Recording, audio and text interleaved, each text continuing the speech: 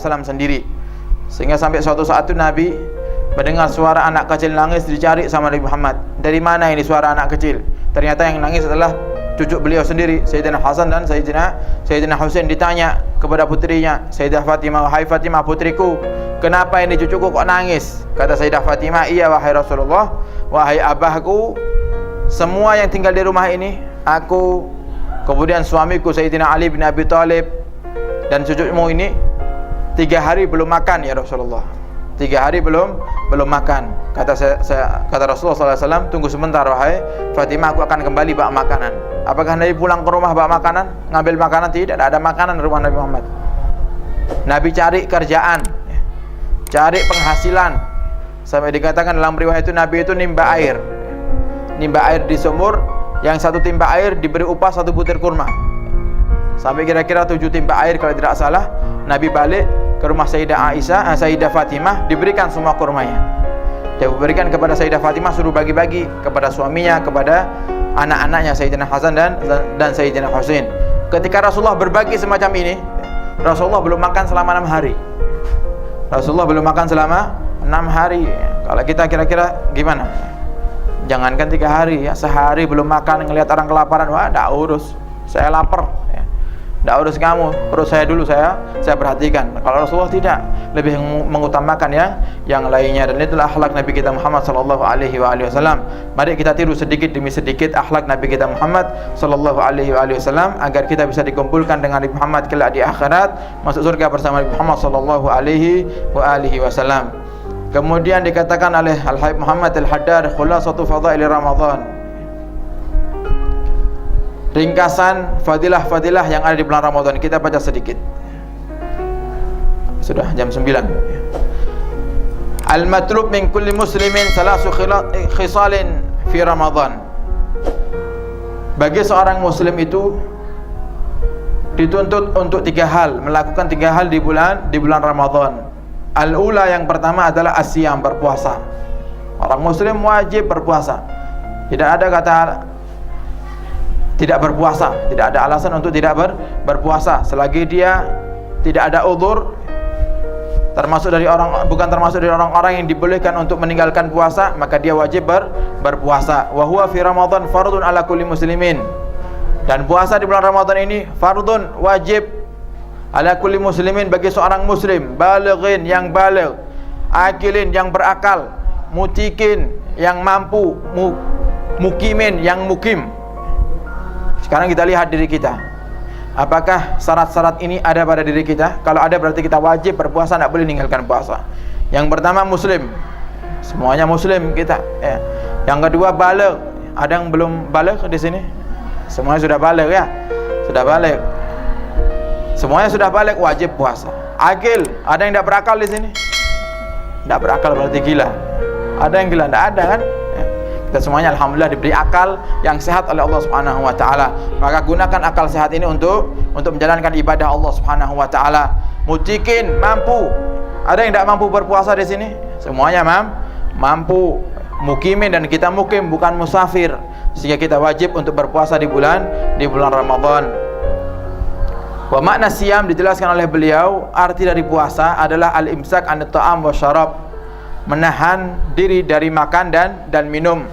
Wa ma yadkhulu ilal jauf, dan apapun yang masuk ke dalam jauf, perut, menahan apapun yang masuk ke dalam perut, tulan nahar, selama di siang hari. Tak boleh makan, tak boleh minum atau melakukan hal-hal yang membatalkan puasa yang ada 9 itu. Ada 9. Yang pertama apa? Yang pertama, memasukkan sesuatu ke dalam lubang yang 5. Harus hafal sebenarnya ya, biar puasanya sempurna. Masukkan sesuatu ke dalam lubang yang 5. Lubang mulut, lubang hidung, lubang telinga, lubang buang air kecil, dan lubang buang air besar. Itu yang pertama. Yang kedua, muntah dengan sengaja. Kalau tidak sengaja tidak jadi masalah. Bepergian ke Surabaya, misal ada yang buka toko kulaan di Surabaya, ternyata di mobil mabuk, muntah, tidak sengaja, sudah ngempet nahan, ternyata kok masih muntah, tidak batal puasanya. Yang batalkan muntah dengan sengaja. Kemudian bersenggama, tak boleh, haram dan dosa besar bersenggama, dan wajib bayar denda. Kemudian mengeluarkan mani dengan sengaja. Yang kelima hilang akal. Yang keenam haid. Yang ketujuh melahirkan. Yang kedelapan nifas. Dan yang kesembilan murtad. Ketika orang berpuasa harus menjaga dirinya dari 9 hal ini. Ditahan ya, kalau seperti haid tak bisa ditahan ya. Artinya sudah kalau haid batal puasanya ya. Menjaga hal-hal dari segala hal yang membatalkan puasa. Wala yatimmu illa bitarkil ma'asi wal jidal. Dan puasa ini tidak bakal sempurna kalau tidak kita tinggalkan kemaksiatan. Kalau kepingin puasanya sempurna harus tinggalkan kemaksiatan. Wal jidal. Apa jidal? Jidal itu debat sama orang muslim, debat ya. Dikatakan debat itu bukan adatnya orang muslim ya. Bukan adat yang baik. Maka kalau seandainya ada orang yang ngotot dengan suatu hukum, dialog boleh ya. Dialog boleh, tapi dengan syarat, ada aturannya, ada tata keramanya, ada adabnya. Kalau sekedar debat untuk menghinakan orang lain, itu tidak boleh ya. Tidak boleh. Qala sallallahu alaihi wasallam, as-saumu junnah, fa idza kana ahadukum shaiman fala yarfus wala yajhal. Saum itu, puasa itu adalah junnah, benteng bagi diri kita. Fa idza kana ahadukum shaiman, kalau di antara kalian ada yang berpuasa, fala yarfus, jangan ucapkan kalimat-kalimat yang tidak pantas, jangan bohong, jangan gunjing, jangan berkata kotor, wala yajhal,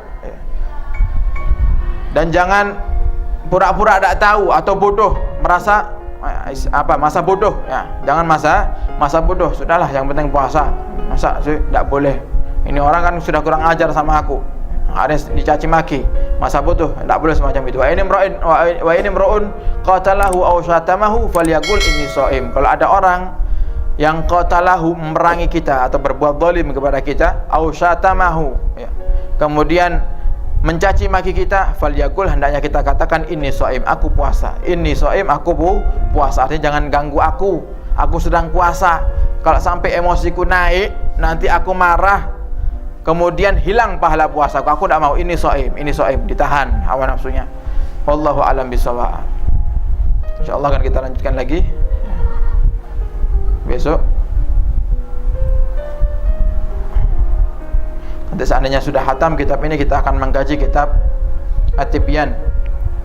Insyaallah ini kitab tidak seberapa panjang sebenarnya ya. Kitab An-Nafahat Ar-Ramadhaniyah ini lebih banyak doa-doanya. Seandainya ada yang pergi ke kota mungkin bisa dicari kitab ini, An-Nafahat Ar-Ramadhaniyah, coba dicari ya. Ini ada doa-doa yang dibaca khusus di bulan Ramadan, termasuk doa yang kita baca itu, yang setiap pagi, Ahad pagi ya, ya Arhamar Rahimin, ya Arhamar Rahimin, itu termasuk dianjurkan ya sama para ulama, para habaib di Yaman itu dibaca ya. Doa itu ya Arhamar Rahimin. Kemudian ya Alima sirri minna, Alima sirri minna, la tahdike sitra anna, wa afina wa'fu anna, wa kullana haitsu kunna. Itu panjang dengan isinya ya, dengan isinya. Kalau yang di Ratib Haddad kan singkat, cuman itu aja. Kalau di aslinya ada terusannya, sama seperti Arhamar Rahimin. Di Ratib Haddad juga ada ya Arhamar Rahimin, tapi diambil awalnya aja. Sebenarnya panjang isinya ya. Itu doa-doa yang bisa kita baca, munajat-munajat yang bisa kita baca di bulan Ramadan. Wallahu a'lam bishawab. Mari kita tutup dengan doa bersama-sama.